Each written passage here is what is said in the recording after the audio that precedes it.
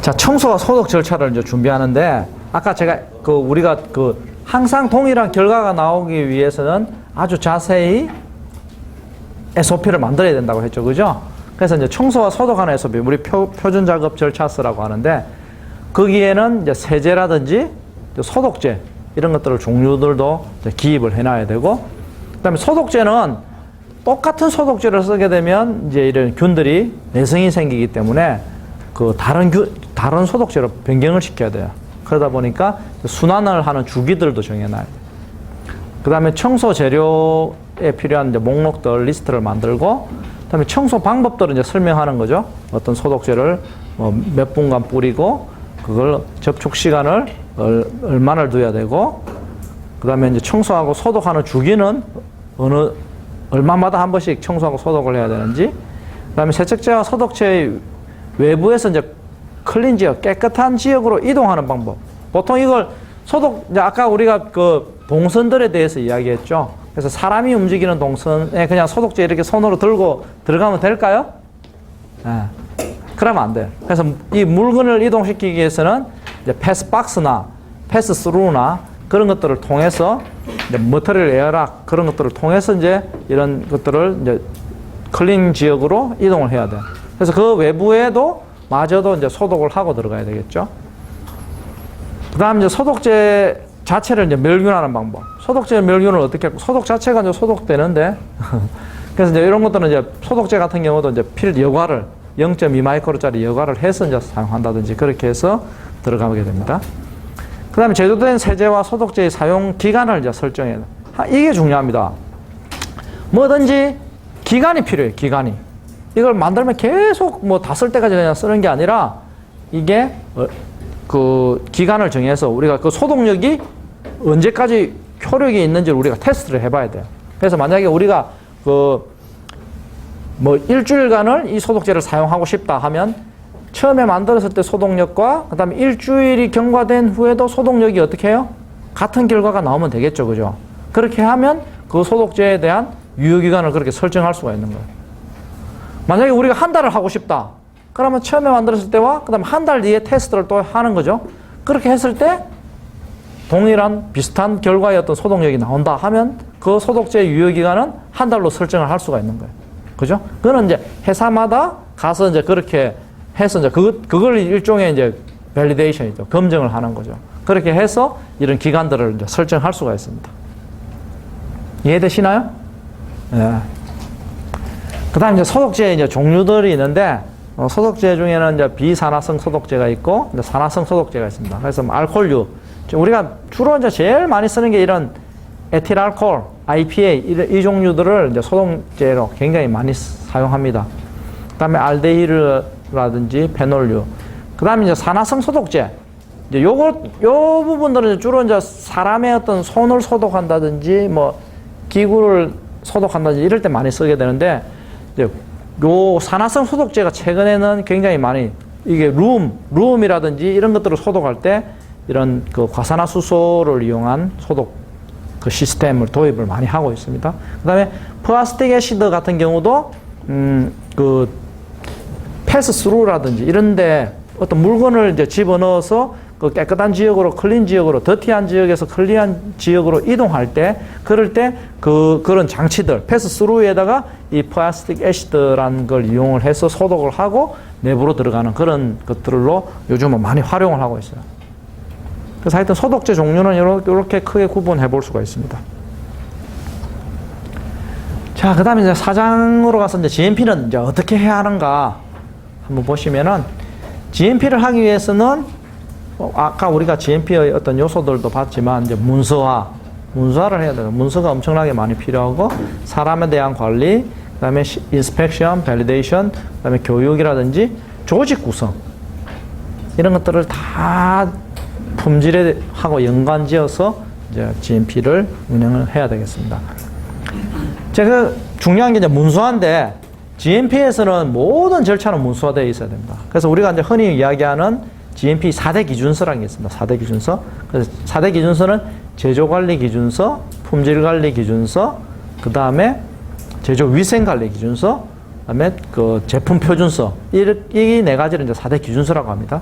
그래서 이 4대 기준서만 가지고는 사실 GMP를 운영하기에는 좀 부족해요. 그러다 보니까 거기에 이제 이 4대 기준서를 운영을 하기 위한 아주 표준화된 어떤 절차서들을 만듭니다. 그래서 SOP라고 하죠. 표준 작업 절차서, 표준 작업 방법서 이런 것들을 만들어서 이제 아주 자세한 문서들을 만들어서 운영을 해야 되고요. 그다음에 문서는 알아보기 쉽도록 작성하고 관련 부서에서 이제 검토를 합니다. 그래서 문서는 어디서 제일 이제 작성을 해야 되냐? 그 해당하는 그 업무를 하는 사람이 가장 잘 알겠죠, 그죠? 그래서 그런 사람들이 이제 작성을 하고 일단은 다른 부서, 관련 부서에서도 다 검토를 해서 이제 문서를 작성하게 됩니다.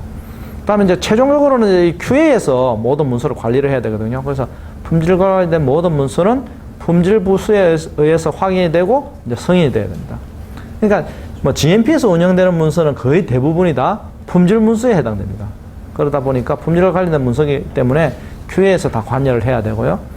그 다음에 GMP 문서는 항상 문서번호, 고유의 그 문서마다 문서번호가 부여되어 있어야 되고, 우리가 GMP에서는 항상 CGMP라고 하죠. 커런트. 그러니까 항상 최신의 어떤 규정들을 적용을 하다 보니까 문서는 항상 살아있어야 되고, 그 문서가 한번 만들어지면 끝나는 게 아니라 개정이 되는 거예요. 개정이.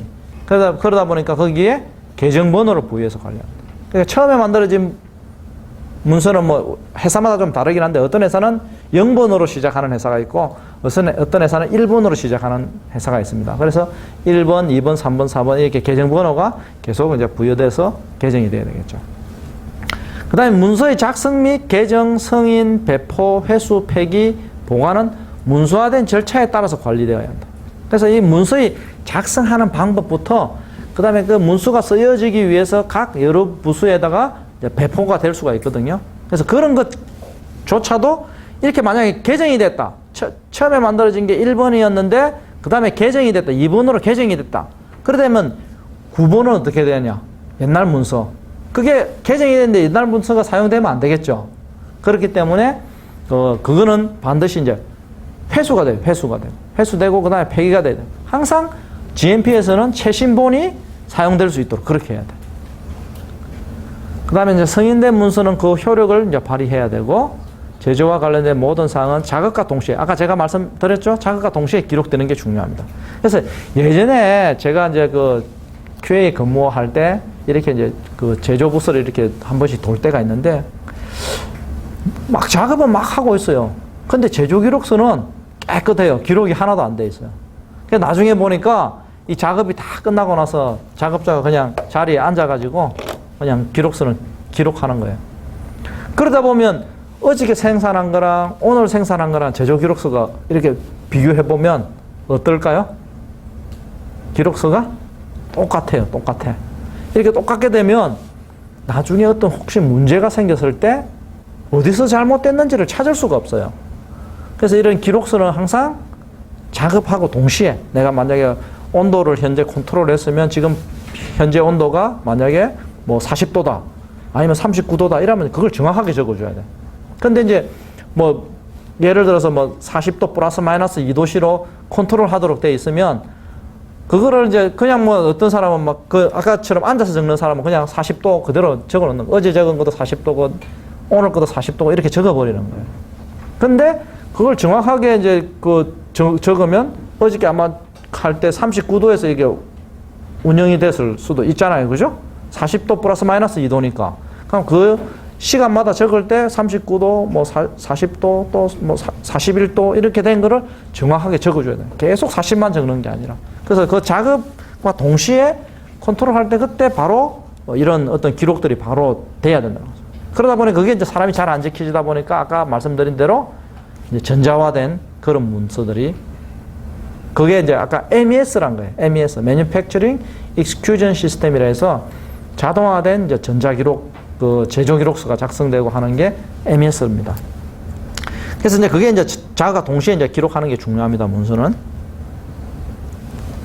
다음 보면 이제 조직이 구성되는데 업무의 고유성을 보장할 수 있는 조직이 구성되어야 한다. 각 조직은 업무 수행을 할 수 있는 인원으로 구성이 되어야 하고 품질관리 조직은 독립적 업무 수행을 보장해야 되고 모든 직원에 대한 직무기술서가 작성이 되어 있어야 된다. 이렇게 되어 있는데 자 아까 업무의 고유성을 보장할 수 있도록 해서 하기 위해서 아까 조직을 어떻게 구성했어요? 크게 품질 관리를 하는 부서와 제조 관리를 하는 부서 이렇게 크게 나누어서 이제 조직을 구성했죠.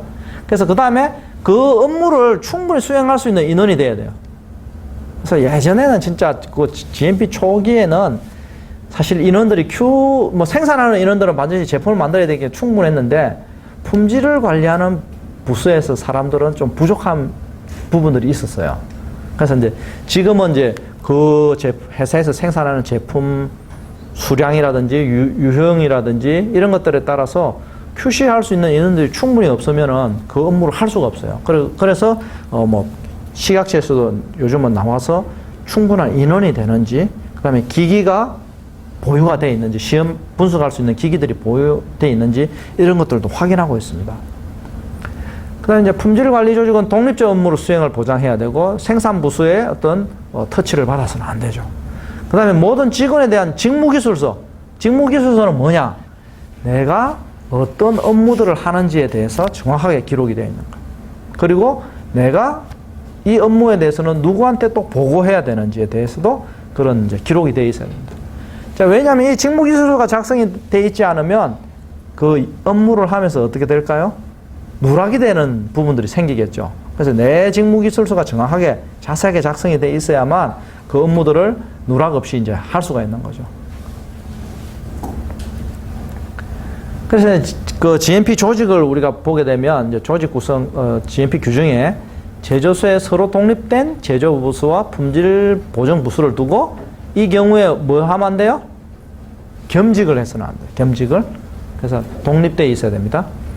그 다음에 이 제조 관리자는 충분한 지식을 가진 사람. 우리가 일반적으로는 이 제조부서와 품질보정부서의 제조 관리자들은 충분한 지식을 가진 사람인데 약사들로 구성이 됩니다. 우리나라에서는. 그래서 약사 라이센스가 있어야 돼요. 단 이제 생물학적 제재는 다를 수 있어요. 생물학적 제재는 그 생명공학이라든지 이런 부분들을 전공한 사람도 이런 제조 관리자로 갈 수가 있습니다. 그 다음에 제조소에는 제조관리 및 품질관리 업무를 적절히 수행할 수 있는 적절한 인원을 아까 앞에 나왔죠. 인원이 배치되어 있어야 되고 이 사람들은 반드시 교육 훈련을 받아서 그 업무에 적격한 사람이 이제 구성이 되어야 됩니다. 그래서 이제 조직을 보게 되면 이제 그 보통 회사의 제일 위에 이제 그 공장을 운영하는 공장장이 있고요. 그 밑에 제조부서 책임자, 품질보정부서 책임자 이렇게 주로 이제 그 공식적으로는 이렇게 되어 있지만 그 설비들 기기 설비들을 관리할 수 있는 공무기술 책임자 이렇게 나눌 수가 있겠죠. 그래서 아까 말씀드린 제조부서 책임자나 품질보정부서 책임자는 반드시 이제 일반적으로 약사가 돼야 되고, 그다음에 아까 뭐 생명공해 1등은 다를 수 있다고 말씀드렸습니다. 그래서 제조부서에는 제조 공정 관리하는 부분과 보관 관리 이렇게가 있을 수가 있고, 이렇게 이제 그 밑에 이제 각 담당자들이 구성이 됩니다. 품질보정부서는 품질보정 책임자와 시험 책임자. 그래서 요거는 QA 업무를 하는 파트고, 요쪽은 QC 업무를 하는 파트가 되겠죠. 그 다음에 공무기술 쪽에는 이제 기계 설비 쪽을 관리하는 부분과 환경 안전을 담당하는 이렇게 이제 조직이 이제 나누어질 수가 있습니다. 자, 그 다음에 작업자들은, 맡은 업무에 이제 적합한 사람으로 업무 수행에 방해를 받지 않아야 돼요. 그래서 품질 관련 업무는 아까 전에 이중 업무를 해서는 안 되고요. 이 작업자들을 채용하고 교육하고 평가하고 하는 데 있어서도 문서화된 절차에 따라서 이제 작업자들을 이제 배치를 해야 됩니다. 뽑고 배치를 해야 됩니다.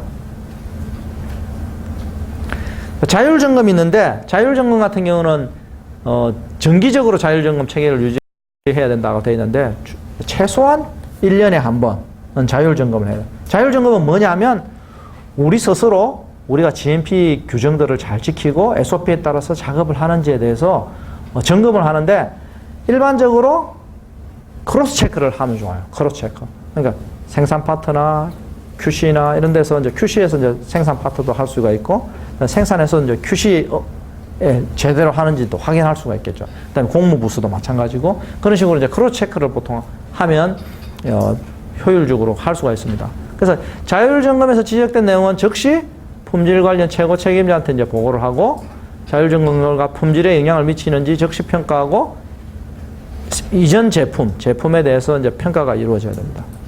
자율점검은 엄격하고 적법한 기준과 절차에 따라서 수행되어야 하며 이를 통제할 수 있는 문서화된 절차에 수행해야 된다. 이렇게 되어 있는데 그 자율점검 같은 경우는 우리가 반드시 이제 외부에서 식약처나 이런 데서 실사를 받기 전에 우리 스스로 또 이렇게 점검할 수가 있는 거죠.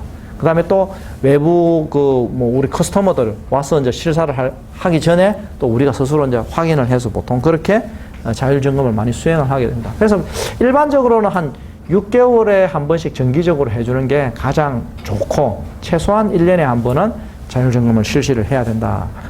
자율점검을 실시해가지고 반드시 이제 식약처에 보고도 하도록 되어 있어요. 1년에 한 번은. 예. 그 다음 이제 밸리데이션. 우리가 검증하는 부분인데 원료 입고와 출하기까지의 모든 공정과 장비 품질 관리의 관련된 공정은 다 이제 밸리데이션이 되어 있는. 밸리데이션 된 절차는 QA 부서에 의해서 통제되고 관리돼야 되고, 밸리데이션 되지 않은 제품은 이제 출하해서는 안 되죠. 그래서 밸리데이션 수행, 평가, 승인, 문서에 대한 모든 사항을 통제하는 문서된 절차에 따라서 밸리데이션이 수행돼야 된다 하는데, 밸리데이션은 뭐 따로 이렇게 이제 뭐 밸리데이션만 해도 많은 시간들이 필요한데, 혹시 이 과정 중에 밸리데이션 과정이 있나요? 밸리데이션 과정은 없죠? 있어요? 몰라요? 네. 하여튼 밸리데이션만 해도 이제 이게 이제 제약이나 바이오 회사에서 이제 굉장히 필요한 부분이긴 해요. 이게 중요한 부분이에요. 밸리데이션은. 그래서 뭐 아까 중에도 우리가 2008년도부터 새 GMP가 적용되면서 밸리데이션이 의무화가 됐었는데, 그러다 보니까 이제 이 QA에서 할 일들이 굉장히 많아진 거예요. 밸리데이션을 하기 시작하면서. 그리고 저 같은 이제 컨설팅을 하는 사람도 이 밸리데이션 업무가 이제 주 업무가 된 거죠. 그러다 보니까 이게 할 일이 많아진 거죠. 하여튼 지금은 이제 QA에서도 이제 예전에는 이제 QA 인력이라든지 회사에 이제 그런 밸리데이션을 할 수 있는 어떤 테스트 장비라든지 이런 것들이 많이 부족해가지고 외부의 이제 힘들을 많이 빌려서 했는데 지금은 이제 뭐 스스로도 할 수 있는 그런 능력들이 많이 돼요. QA 인원들도 많이 늘었고 그 다음에 이제 장비들도 많이 도입하고 해서 하여튼 그렇지만 이제 밸리데이션은 새로운 공장을 지을 때 그때는 또 이제 기존의 인원만으로는 좀 힘들 수 있죠. 그죠? 그렇기 때문에 이제 저희 같은 외부의 컨설팅 회사라든지 이렇게 해서 계약을 해서 이런 밸리데이션들을 같이 진행하고 있습니다. 그 다음 이제 교육훈련. 교육훈련은 이거는 뭐 정말 중요한 사항이죠. 그래서 모든 작업자는 이제 교육을 받아야 돼요. 그래서 아마 여러분들이 회사에 가게 되면 1년에 이제 회사마다 이제 교육 계획서를 다 만들어서 주기적으로 이제 교육을 진행하게 됩니다. 그래서 모든 작업자는 주기적인 업무 적격성 평가를 받아야 합니다. 예를 들어서 자, 이물을 검사하는 사람이다. 주사제의 이물을 검사하는 사람이다. 이 사람이 눈이 나쁘면 어떻게 될까요? 그 이물을 잘 골라낼 수 있을까요? 눈이 나쁘면 잘 못 골라내겠죠. 그죠? 그래서 그 사람이 그 이물을 잘 골라내는지에 대해서 주기적으로 확인을 해야 돼요. 그래서 그럴 때는 어떻게 하면 될까요? 실제로 이물이 들어있는 거와 들어있지 않는 거. 그거는 이제 그 검사를 받는 사람은 잘 모르겠죠. 그 표시를 해놓고 그 사람은 모르게 해놓은 표시를 해놓는 모르는 표시를 그렇게 해놓고 이제 그거를 다 찾아내야 되는 거예요. 이물이 있는 거와 없는 거를 구분을 다 해낼 줄 알아야만 그 사람은 그 업무에 적격한 사람이에요. 그죠? 그런 식으로 평가를 해서 그 작업자가 그 업무에 적격한지. 만약에 그 사람이 이물이 있는 걸 못 찾아냈다. 그렇게 되면 어떻게 해야 돼요? 이물 검사에 투입해서는 안 되겠죠. 다른 업무에 배치를 해요. 그 다음에 이제 교육평가 수행 능력에 대한 문서에 따라서 통제하고 교육자라든지 교육자료라든지 평가 방법에 대해서도 사전에 이제 딱 준비를 해가지고 이제 교육 훈련을 이제 실시를 해야 됩니다. 자, 그래서 이제 교육을 할 때 이제 그 모든 작업자한테 똑같은 교육을 하느냐? 그렇지 않다는 거죠. 아까 1년에 한 번 이제 교육을 수립한다 했죠. 매년. 그래서 신입사원이나 생산부수나 품질부수나 공무기술팀이나 아니면 외부의 중요한 공급업체한테 이제 어느 부분까지 할 건지 대상을 선정해가지고 그 교육 계획에 따라서 이제 교육을 실시를 하고 교육을 하게 되면 여러분들 지금 여기서도 이제 교육을 받으면서도 그 서명을 하죠. 항상 그 사람이 교육을 참석하게 되면 내가 어떤 교육을 받았다는 것들을 서명을 하고 아마 개인 이력 카드들이 다 만들어질 거예요. 아마 여러분들. 그렇게 해가지고 여러분들은 어떤 교육을 받았다, 그동안. 그런 것들이 이제 기록에 남는 거예요. 그래서 내가 그 교육 기록들을 근거로 해서 내가 적합한 업무들에 이제 배치가 될 수가 있다는 거죠. 그래서 교육을 할 때 이제 교육 방법 같은 경우는 이런 이제 코스들을 정해 놓는 거예요. 코스들을.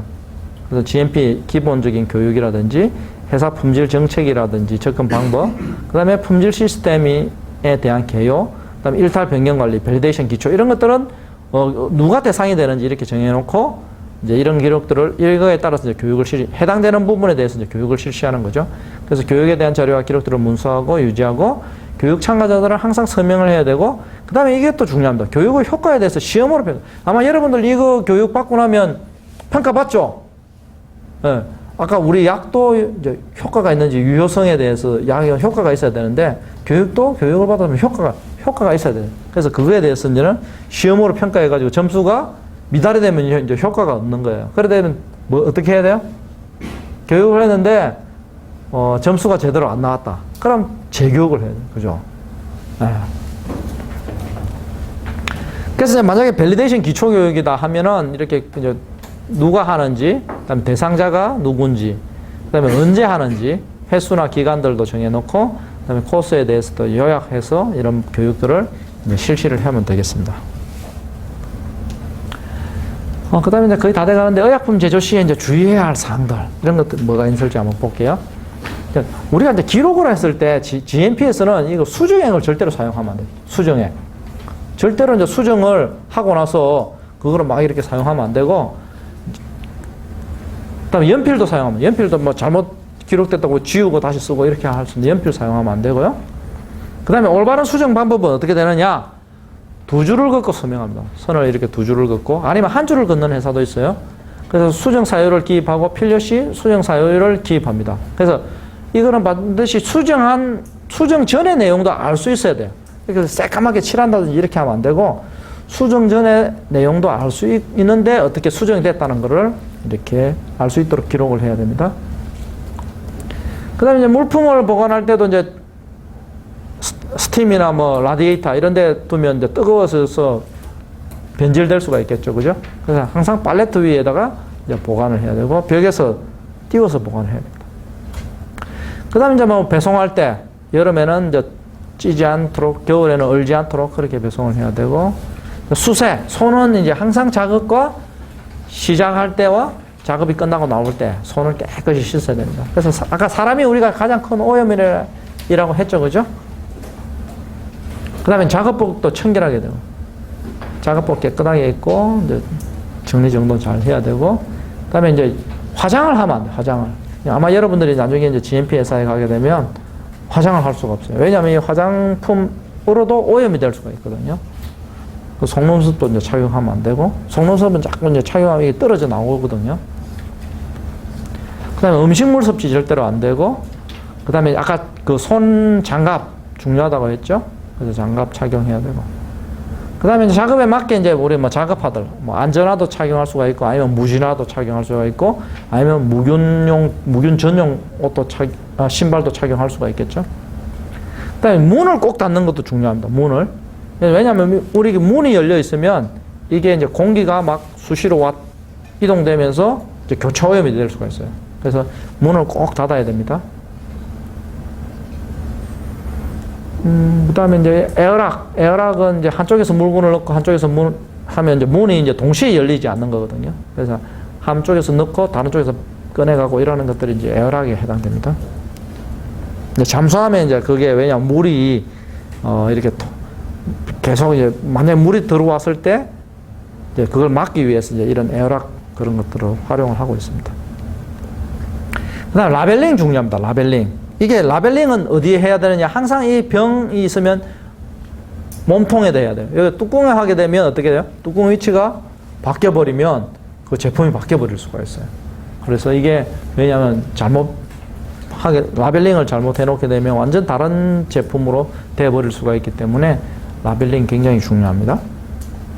그 다음에 아까 공정 적시 기록해야 되는 거 중요하다고 했죠. 그죠? 그래서 이걸 몰아서 적으면 안 되고 바로 기록과 동시에 이제 작업과 동시에 기록을 해야 됩니다. 그럼 기록은 아까 언제 해야 되느냐? 아까도 말했죠. 인간의 기억력은 20분 후에는 이제 47%가 상실하고 2일 후에는 뭐 66%가 상실하고 6일 후에는 79%가 상실하는데 뭐 여러분들 자꾸 까먹죠, 그죠? 지극히 정상적인 거네, 그죠? 근데 나이가 이제 들면 들수록 더 쉽게 까먹어요. 금방 했던 것도 진짜 20분이 아니라 2분 전에 것도 이렇게 까먹어 버리는 수가 있거든요. 그렇기 때문에 이제 기록은 발생 즉시에 이제 해야 됩니다. 그 다음에 예방정비가 중요하고, 만약에 예방정비를 제대로 못하면, 우리가 뭐, 여러분들 뭐 운전하는 친구가 있는지 모르겠는데, 운전을 하면서 계속 엔진 오일도 갈아줘야 되고, 그죠? 브레이크 패드도 갈아줘야 주기적으로 해줘야 되잖아요. 그래서 그걸 하지 않으면 나중에 자동차가 서버릴 수가 있다는 거죠. 그래서 마찬가지로 우리 제약 공장에서도, 바이오 회사에서도 이 기계 설비들을 제대로 관리를 안 하게 되면 생산을 하다가 공정이 중단이 돼버릴 수가 있는 거예요. 그럼 공정이 중단되면 어떻게 돼요?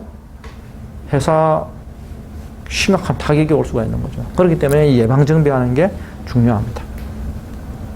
그다음에 방충망성, 벌레나 이제 쥐나 이제 새나 이런 것들이 침입하지 못하도록 이렇게 좀 잘 막아줘야 되는데, 요즘은 이제 제약회사에서는 대부분 자체적으로 방충망선을 하지는 않고 전문회사, 세스코라든지 뭐 이런데 전문회사에 맡겨서 보통 하고 있습니다.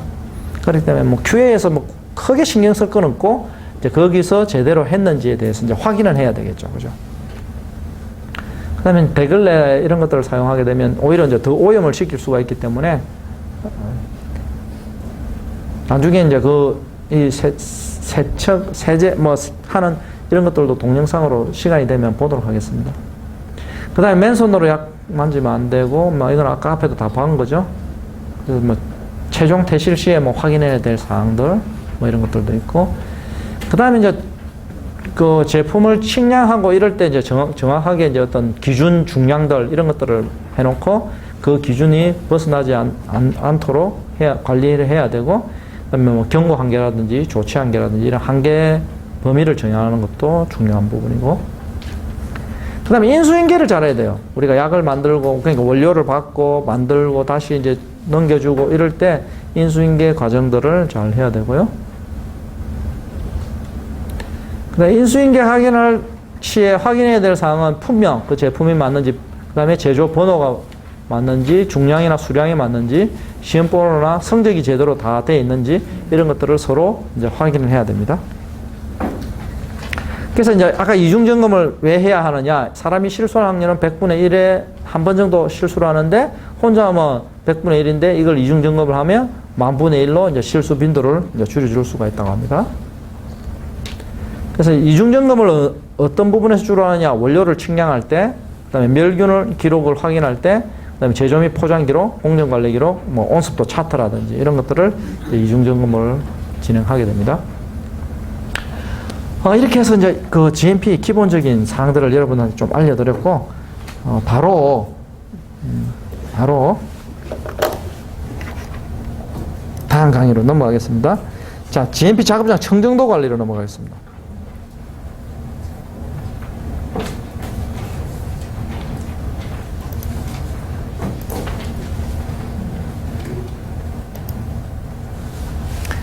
자, 아까 물과 공기도 굉장히 중요한 이제 GMP에서는 원료라고 했죠. 그래서 아까 4M 플러스 1E 해서 인바이러먼트 환경 관리가 중요한데, 우리가 GMP에서는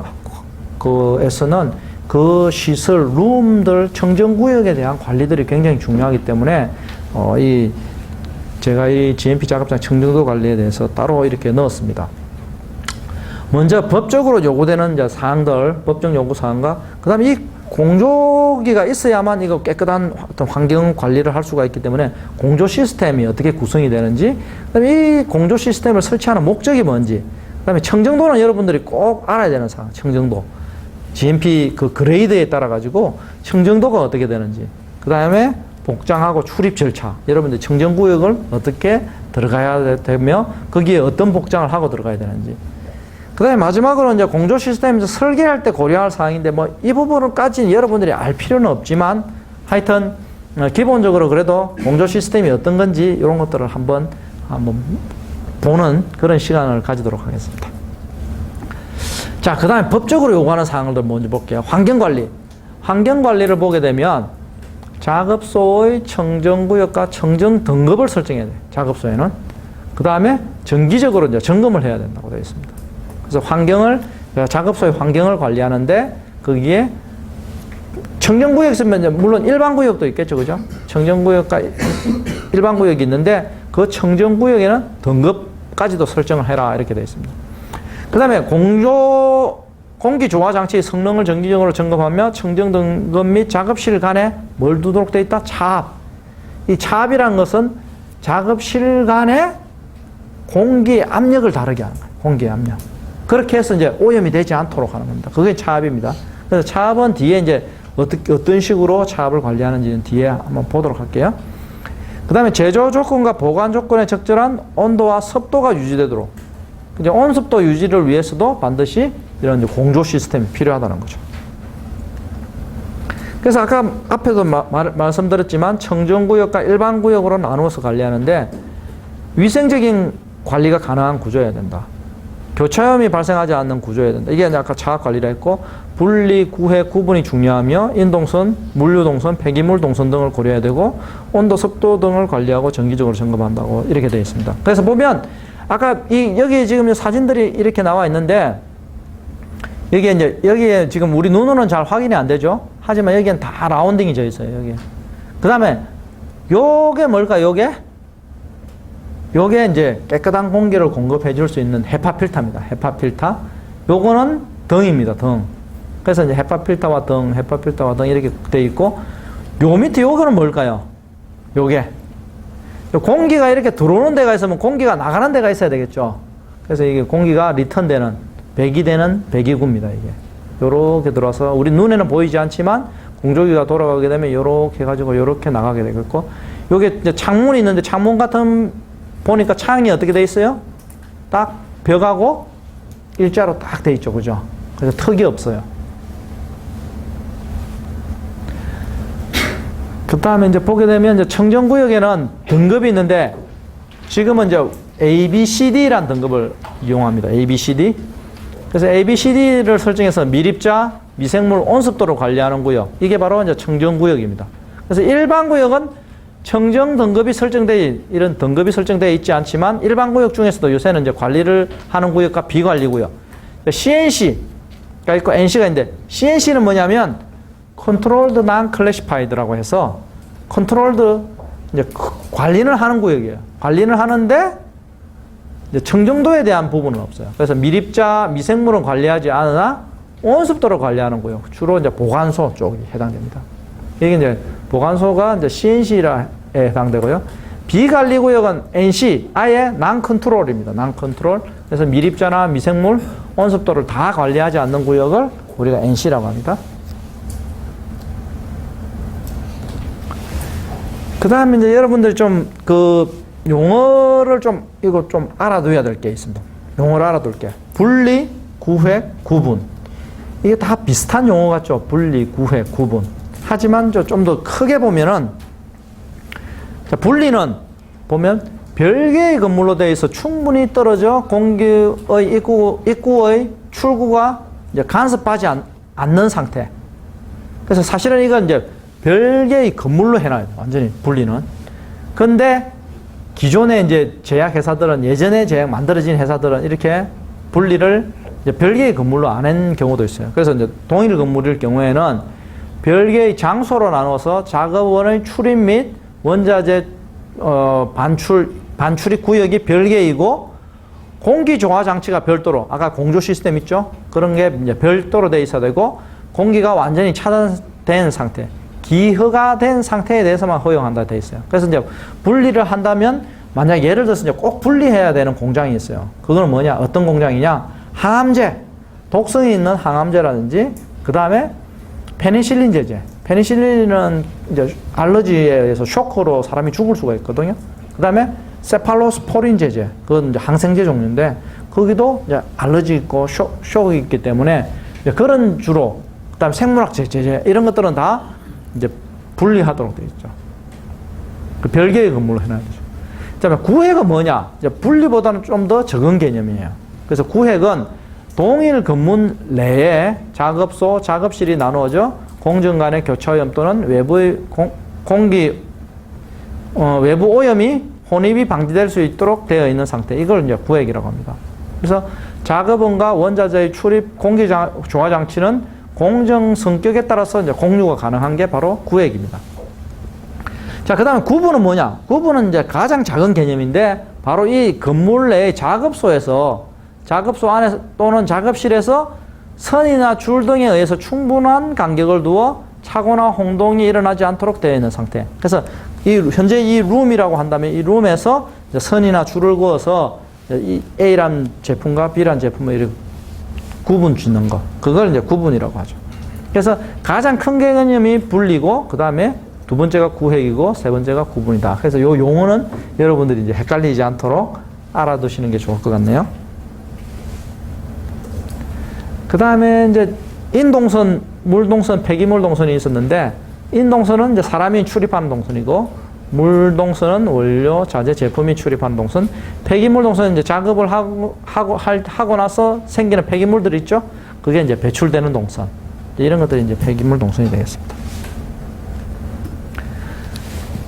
그 다음에 이제 공조 시스템의 구성을 여러분들이 한번 좀 이해할 필요가 있는데, 이걸 한번 보시게 되면, 공조기는 이제, 여러분들 현재 에어컨 있죠? 에어컨을 아주 큰 에어컨을 만들어 놨다고 이해하시면 돼요. 거기에 공기청정기가 붙어 있다. 이렇게 이해하시면 되는데, 자, 여기 보면은, 이게 외부로 또 공기를 받아요. 외부로. 그래서 이제 외부에 여기 커다란 필터 내지는, 이제 여기는 좀 느슨한, 그러니까 필터가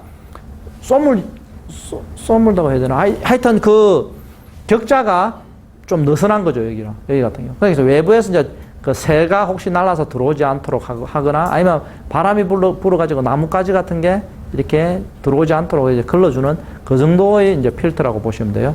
그래서 외부의 공기가 이렇게 들어오게 되면, 그 다음에 여기 이제, 요게 이제 공조기의 그 AHU라고 합니다. 에어 핸들링 유닛이라 해서 AHU가 이렇게 있는데, 여기에는 1차 필터가 있고, 그 다음에 여기에 보니까 이제 외부로 또 공기가 들어오면 지금처럼 덥고 습한 공기가 들어오게 되면 여기에 뭐가 있냐면 쿨링 코일이라는 게 있어서 온도를 낮춰주는 거죠. 온도도 낮춰주고 습기도 잡아주는 거죠.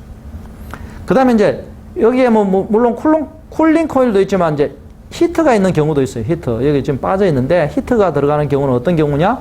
겨울에는 외부에 춥죠, 그죠? 외부 공기가 춥기 때문에 일정한 온도를 만들어주기 위해서 여기서 히터로 히팅을 하는 경우도 있습니다. 그 다음에 이게 뭐냐? 팬입니다. 스플라이 팬. 그래서 얘가 팬이 계속 돌면서 공기를 빨아들이는 거죠. 그러면서 이쪽을 밀어주는 거죠. 그 다음에 여기는 2차 필터입니다.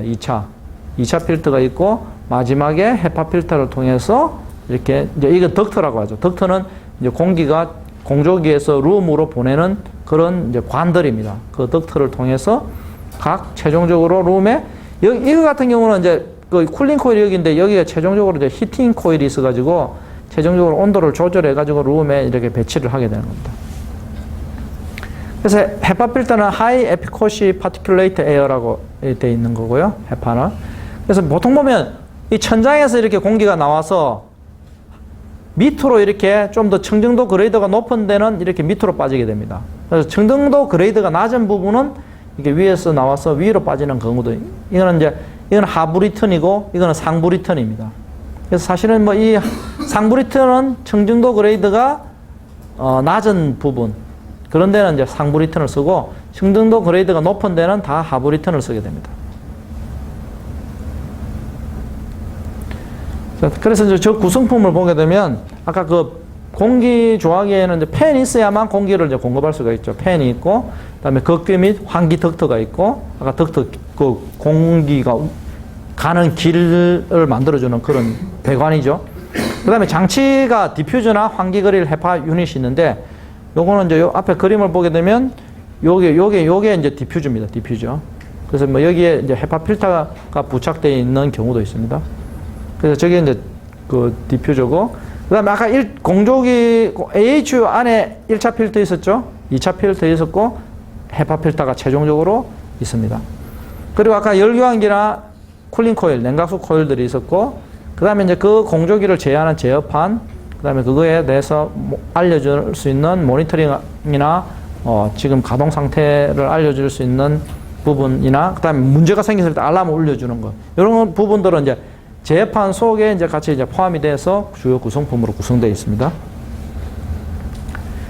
자, 여러분들이 이제 좀 알아야 될 게 이게 뭐냐면 그 등급이 낮은 거, 낮은 등급, 아까 A, B, C, D가 있었죠. 그건 뒤에 이제 자세히 설명하겠지만 A가 등급이 가장 높은 겁니다. A, B, C, D 청정구역 중에서는 D가 가장 낮은 등급인데 그런 낮은 구역의 공조, 낮은 등급을 유지하기 위한 공조 시스템은 어떻게 되냐? 이거는 이제 센츄럴 타입이라고 하는데 센츄럴 타입은 뭐가 센츄럴 타입이냐면 이 헤파 필터를 기준으로 했을 때 헤파 필터가 이 공조기 AHU 내부에 있을 때 내부에 있는 거를 우리가 센츄럴 타입이라 합니다.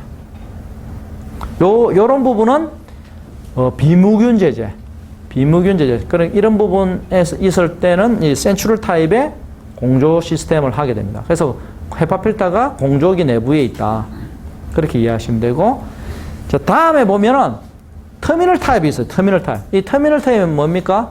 바로 룸, 작업실 룸 말단에 이렇게 헤파 필터가 설치되는 거예요. 이걸 터미널 타입이라고 하죠. 헤파 필터 위치가. 그래서 이거 같은 경우는 어떤 방에 설치를 한다? 무균을 적용하는 방에. 그래서 보면 여기에는 주로 이제 라미나 플로우가 이렇게 형성되는데 요거는 이제 지금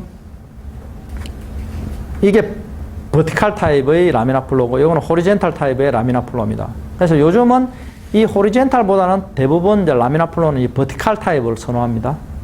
그래서 이 위쪽에 공간이 도저히 안 놓을 때는 뭐 이렇게 호리젠탈을 쓰기도 하지만 이렇게 라미나 플로우 형성은 버티칼 타입으로 해야만 이게 훨씬 더 유지가 더 잘 됩니다. 그리고 이제 청정도가 이건 가장 높은 지역에는 이렇게 만들고 그거보다 조금 떨어지는 청정 지역에서는 헤파 필터 수량이 벌써 틀리죠, 그죠? 그래서 위에가 완전히 헤파 필터 다 덮여 있는 부분은 그레이드 A 같은 경우에는 헤파 필터를 다 덮어놓고 그다음에 이제 B나 C 같은 경우는 이렇게 룸 위에 상단에 이제 헤파 필터가 두 장 이렇게 들어가 있죠. 하여튼 터미널 타입과 센츄럴 타입 구분할 수 있겠죠. 그리고 무균 작업실에는 반드시 터미널 타입을 쓴다. 물론 터미널 타입이 비무균인 회사에도 터미널 타입을 쓰는 회사도 있기는 있습니다. 좀 더 관리를 잘하기 위해서. 그 다음에 독성 있는 제품. 이거 이제 설명 하나 빠뜨린 게 있는데 일반적으로 이렇게 공조기가 이렇게 해서 룸으로 리턴이 돼가지고 이제 돌아가는 공기가 있는데 이렇게 왜냐하면 공기를 여기서 들어간 걸 100을 들어가서 100% 다 배출을 하게 되면 공조기 에너지 효율이 떨어져요. 그러다 보니까 한 보통 7대3 여기 룸에 있던 공기를 다시 70%를 다시 공조기로 리턴을 시킵니다. 그리고 새로운 공기를 한 30%만 받아들여서 그러니까 에너지 효율을 높이기 위해서 7대3 정도로 이제 공조 시스템을 순환하게 되는데 일반적으로는 그런데 지금 만약에 독성이 있는 제품이다. 아까 항암제 같은 경우 그런 걸 제품을 생산한다고 하면 외부에서 들어오는 공기를 이렇게 받아서 헤파 필터를 통하고 룸에도 이제 이거 반드시 헤파 필터가 있어야 돼요. 그리고 배출되는데도 이건 헤파 필터가 필요합니다. 독성 있는 제품이 배기 될 때 밖으로 나가버리면 오염이 되겠죠. 그죠? 그렇기 때문에 이거는 배출되는데도 헤파 필터를 설치하고 리턴을 하지 않아요. 독성이 있는 제품은. 반드시 그냥 배출을 헤파 필터 통해서 배기를 해버립니다. 이해되시나요? 예? 예. 그 다음에 이제 청정구역에서 보면 지금 A, B, C, D가 있는데 A가 여기 보면 지금 여기에 지금 있는 이 룸이 어떤 룸이냐면 무균실이에요. 무균실인데 여기가 지금 천장에 보니까 여기 다 뭐냐면 헤파 필터예요. 여기는. 그래서 여기는 제품 주사제가 노출되는 구역. 그게 바로 A 그레이드예요. 노출되는 구역. 그래서 여기에는 라미나 플로우, 여기 이렇게 라미나 플로우가 형성이 되는데 여기는 0.45m/s로 이 속도의 공기가 내려와요. 여기는. 그래서 지금 여기 보니까 이게 뭐냐면 여기 차압계예요. 차압계. 그래서 요거는 뭐냐면 여기 있는 필터들 있죠. 헤파 필터들. 헤파 필터의 정합을 보는 거예요. 그러니까 헤파 필터의 후단과 그러니까 여기 뒤에 후단과 밑에 단의 그 차이를 보는 거예요. 그래서 이게 필터는 점점 쓰다 보면 어떻게 될까요? 거기에 먼지가 뒤에 자꾸 쌓이니까 막히겠죠, 그죠? 그럼 이제 정압이 높아지는 거죠. 그래서 이제 이게 정압이란 거는 이제 공기가 이렇게 쉽게 통과되는데 이제 압력이 걸리는 거죠. 그러다 보니까 여기에 이제 그 필터의 최초 정압에서 한 70% 정도가 이렇게 되면 이제 그 필터가 교체할 주기가 된 거예요. 그래서 보면 여기에 지금 라미나 플로가 공기가 막 이렇게 쏟아지면서 이제 여기 제품이 오염되지 않도록 하는 거고, 그 다음에 그 주위를 둘러싸고 있는 방 자체는 이제 그레이드 B예요. 그래서 이 B는 환기수가 한 40에서 60회 정도 이렇게 설정을 하면 됩니다. 그래서 항상 무균 구역이 있으면 그 주위 그 제품이 노출되는 구역은 라미나 플로가 형성이 돼야 되고, 그 주위는 B 그레이드로 이제 사람이 왔다 갔다 할 수 있는 구역이 되겠습니다. 그 다음 이제 C, D 구역이 있는데, 이 C, D 구역은 이제 요건 조제실, 액을 조제하는 조제실 같은 경우는 C 그레이드입니다. 그래서 환기수는 20에서 40회 정도로 설정을 해야 되고, D 그레이드 같은 경우는 요거는 이제 충전할 때 사용되는 그 바이알이나 앰펄 이런 것들을 이제 그것들을 세척하는 세척실입니다. 그래서 여기는 환기수가 6에서 20회 정도로 해가 세척을 해가지고 이렇게 이제 요건 충전 구역, 아까 앞에 그림 있죠? 요 구역으로 들어가는 데가 이제 요쪽입니다. 요쪽. 이렇게. 여기서 이제 세척해가지고, 여기서 이제 멸균을 합니다. 터널 멸균을 해가지고, 그쪽으로 이제 충전 구역으로 이렇게 넘어가게 됩니다. 요 조제된 액은 이제 배관을 통해서 이쪽 그 충전 쪽으로 이렇게 넘어가게 되고요. 그 다음에 이제 방금은 이제 우리 제조 작업장 내부를 보는데, 우리 GMP 회사들은 어떠냐면, 제약회사들은 천장이에요, 이게 천장. 천장에 이렇게 큰 공간이 필요해요, 천장에. 그러니까 지금 우리가 여기 천장이 있는데, 그 위에 보면, 이런 공간들이 있는 거예요. 그래서 여기에는 뭐냐?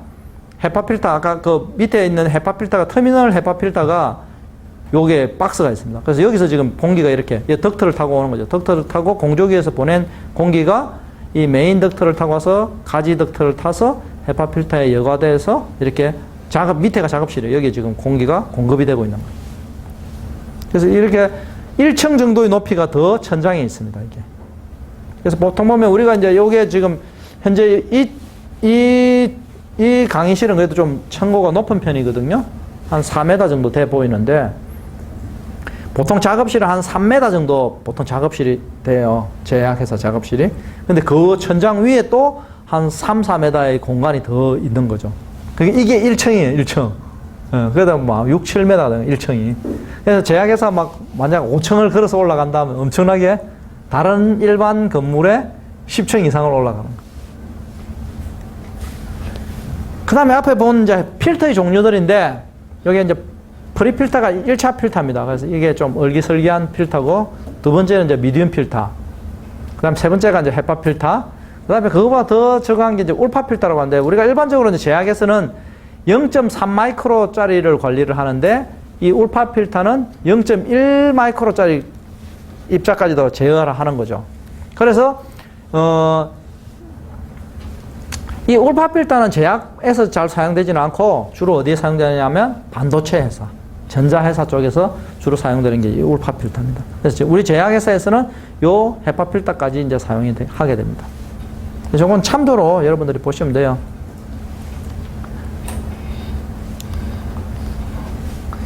자, 그 다음에 이제 공기 조화 시스템 구성을 보면 헤파 필터의 적용 범위, 헤파 필터는 어디에 이제 적용을 하느냐?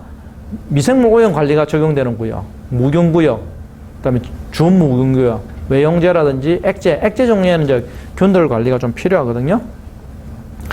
그래서 이제 0.3 마이크로짜리 PAO를 가지고 이제 그 테스트를 해요. 이 테스트하는 방법은, 아까 요 앞에 그림에서 좀 보면, 요 헤파 필터 박스가 있죠, 그죠? 그래서 요 밑에서 이제 밑에 룸에서 노즐을 가지고 PAO라는 걸 요 박스 상단에다가 아주 미세하게 뿌려요. 그래서 이렇게 공기가 쭉 흘러나올 때 밑에서 필터 하단에서 이제 PAO가 나오는지 스캔을 하게 돼요. 스캔을. 그 스캔을 하면서 이제 그 확인을 하는 거예요. 그래서 그게 이제 99.99에서 99.97로 이제 이게 다 PAO가 통과 못 해야 돼요. 그래야만 이게 필터의 리크가 없는 거예요.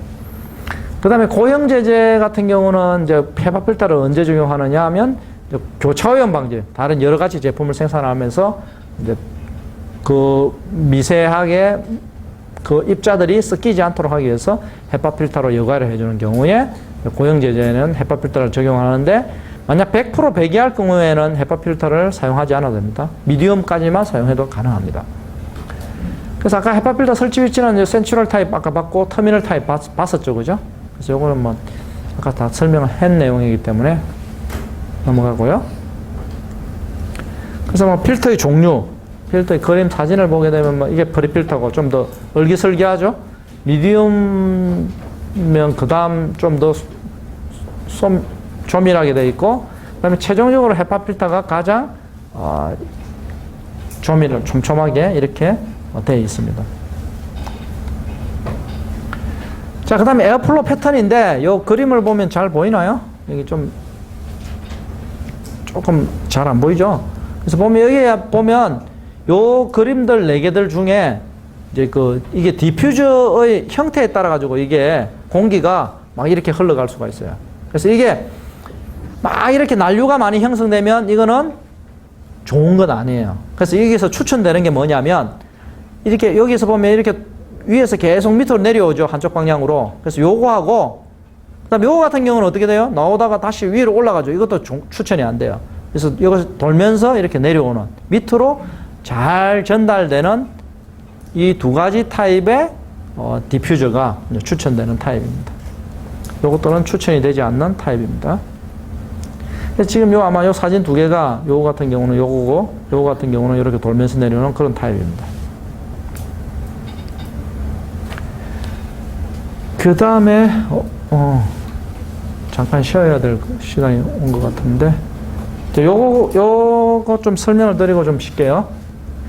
자, 여기 보면은, 자, 공조 시스템에서 아까 전에 보니까 우리가 여기에 지금 3가지, 이게 헤파 필터가 여기는 3개만 있고, 여기는 천장에 다 빽빽하게 들어가 있죠. 그죠? 그래서 이거 같은 경우는 라미난 플로우가 형성이 되는 거예요.